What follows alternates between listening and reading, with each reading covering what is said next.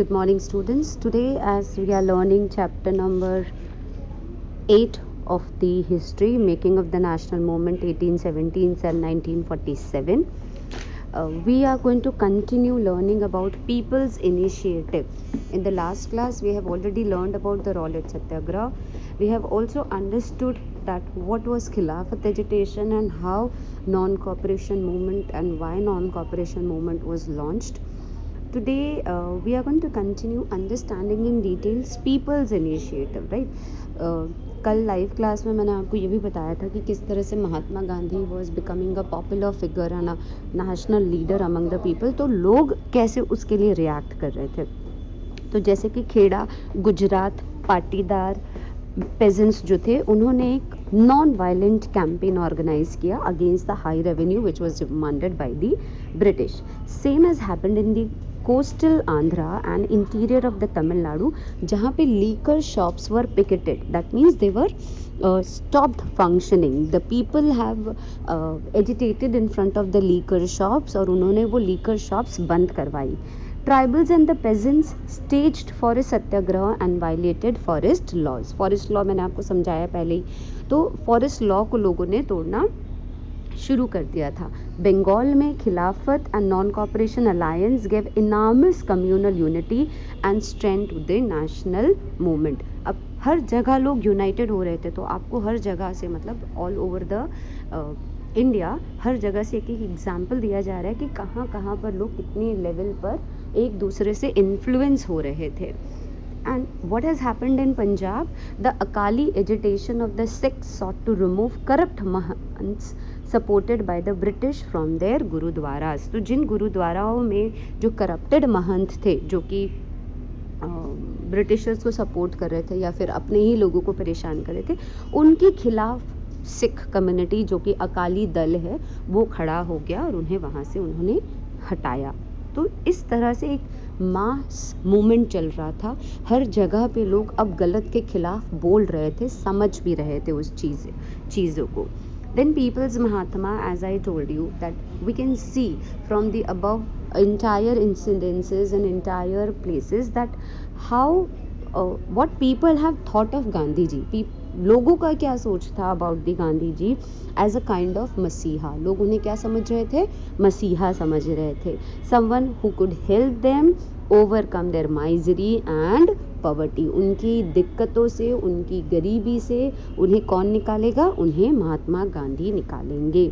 Gandhi ji wish to build a class unity and not class conflict. वो लोगों के बीच में यूनिटी का काम करना चाह रहे थे, लेकिन क्लास कॉन्फ्लिक्ट का काम नहीं करना चाहते। कॉन्फ्लिक्ट मतलब विवाद, लोगों के बीच में विवाद ना होने पाए। But still pageants could imagine that he could help them in their fight against the zamindars and agricultural laborers believed he would provide them land. तो अब लोगों की अलग अलग उम्मीदें बनती जा रही थी महात्मा गांधी जी से। महात्मा गांधी जी किन के खिलाफ लड़ रहे थे? ब्रिटिश के खिलाफ लड़ रहे थे। लेकिन जो पेजेंट्स थे, उन पेजेंट्स का ये मानना था कि भाई हमें ज़मींदारों से छुटकारा दिलवा दो, राइट। और जो लेबरर्स थे वो चाहते थे कि जो उनकी कंडीशन है सोसाइटी में, that should be improved and they should also have land to cultivate and they should come out of the problems from these bonded labourhood. वो उस लेबरहुड से बाहर आने के लिए गांधी जी को की मदद चाहते थे कि वो उन्हें इस लेबरहुड से बाहर लेकर आए। जो ट्राइबल्स एंड पेसेंट्स थे, they use Gandhi ji's name to take action that did not confirm the Gandhian ideals. अब उनके नाम पे लोग, he has become that popular figure कि लोग उनका नाम ले लेते थे कि गांधी जी ने ये कहा है तो करना है, तो लोग तैयार होते थे करने के लिए। That was the influence of Gandhi ji in India. Now we are going to continue learning about the happenings of 1922 and 29.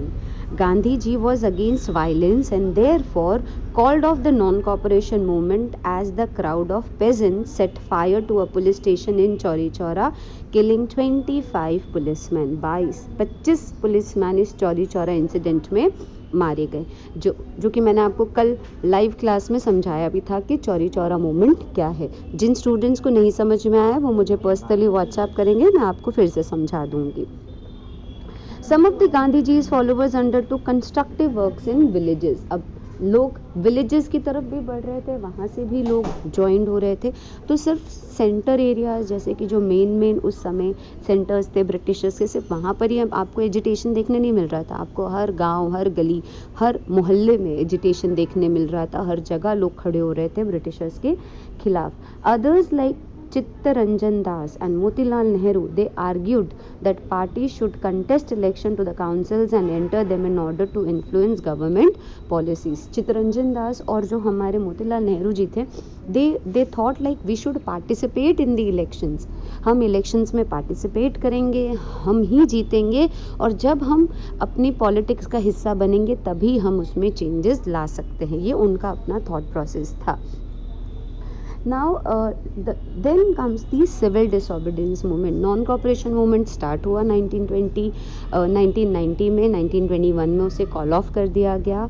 1922 में फिर से एक बार non cooperation movement with the name of a civil disobedience movement launch किया गया। Now what is the basic difference between non cooperation movement and civil disobedience movement is that civil disobedience was next level, जहां अब हम उनकी किसी भी law and order को भी नहीं मानेंगे। मतलब जैसे रॉलेट सत्याग्रह आया या फॉरेस्ट लॉ आया, इन सारे लॉज जो कि उन्होंने इनैक्ट किए थे हम इंडियंस के लिए, वो भी अब हम बिल्कुल भी नहीं मानेंगे उनके किसी भी लॉज को, राइट। तो इस तरह से there was a mass agitation going on throughout the country. अब आप यहाँ पर भगत सिंह की फोटो देख सकते हैं। इन्होंने किसका नारा दिया था? इन्होंने इनकलाब जिंदाबाद का नारा दिया था। ये भी देखिए, इस तरह के जो स्लोगन्स, डू और डाई, इनकलाब जिंदाबाद का, एंड तुम मुझे खून दो मैं तुम्हें आज़ादी दूंगा, ये स्लोगन्स लोगों के अंदर जोश पैदा करने के लिए हमारे नेशनल लीडर्स ने लोगों को दिए था कि सब मतलब हर वक्त उसी जुनून, उसी जोश के साथ लड़े ब्रिटिशर्स के खिलाफ, जो कि डे वन पर है। ऐसा नहीं होना चाहिए कि धीरे धीरे जब मूवमेंट आगे बढ़ रहा है तो कुछ लोग शांत हो चले। तो हम अब मूवमेंट को शांत नहीं कर सकते थे, अब हमें हर वक्त मूवमेंट को आगे लेकर जाना चाहिए था। लाइक अब civil disobedience movement was launch in the year 1930 में। I have told you the wrong date, I am sorry for it. It was launched in the year 1930 under the leadership of Gandhi ji. अब civil disobedience movement और non cooperation movement में मैंने आपको difference भी समझा दिया है। अब जबकि एक ही पॉलिटिकल पार्टी चल रही थी हमारे यहाँ पर, विच वॉज 1885 की, दी INC, Indian national Congress. Now another formation, another communist party of India was formed in the year 1920s के मिड में फॉर्म हुई थी, विच वॉज RSS, राष्ट्रीय स्वयंसेवक संघ। आप मुझे बताएंगे कि कौन सी political, which is the most important political party जो RSS से ही निकलकर आगे आई है, ये आप मुझे अब बताएंगे, ठीक है। Now finally with the moderate way of politics, जो मैंने आपको मॉडरेट का meaning starting of the class में समझाया था, उस पॉलिटिक्स से निकलकर Congress has thought to demand for the Purna Swaraj, मतलब डोमिनियन स्टेटस से अब कांग्रेस भी पूर्ण स्वराज की डिमांड रख रही थी कि हमें अब पूर्ण स्वराज चाहिए, complete independence. Now we do not want dominion status. Dominion status का मतलब था कि हम ब्रिटिश के साथ मिली जुली सरकार बनाएं, लेकिन अब हम वो नहीं चाहते थे। अब हम ये चाहते थे कि अब हमें हमारी ही सरकार बनानी है, हमें कंप्लीट इंडिपेंडेंस चाहिए। ये जो पूर्ण स्वराज वाला नारा है, ये किस ईयर में दिया गया है, ये आप मुझे पढ़कर अभी बता रहे हैं in the group. That's all for today. I will see you tomorrow. Thank you so much.